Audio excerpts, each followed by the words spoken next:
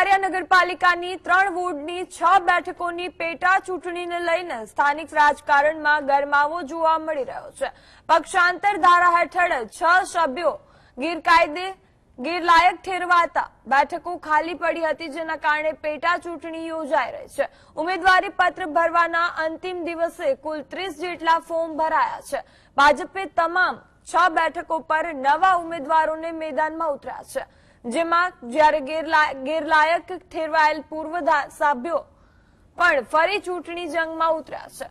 હવે ઉમેદવારી પરત ખેંચવાના અંતિમ દિવસે ચૂંટણીનું અંતિમ ચિત્ર સ્પષ્ટ થશે।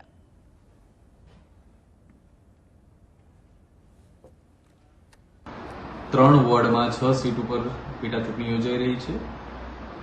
આજ રોજ નોમિનેશનનો લાસ્ટ ડે હતો। ટોટલ 30 ફોર્મ ભરાયા છે, તેમાં વોર્ડ નંબર 1માં 8, વોર્ડ નંબર 4માં 9 અને વોર્ડ નંબર 5માં કુલ ટોટલ 13 ફોર્મ ભરાયા છે। આમ કુલ 33 ઉમેદવારોએ ઉમેદવારી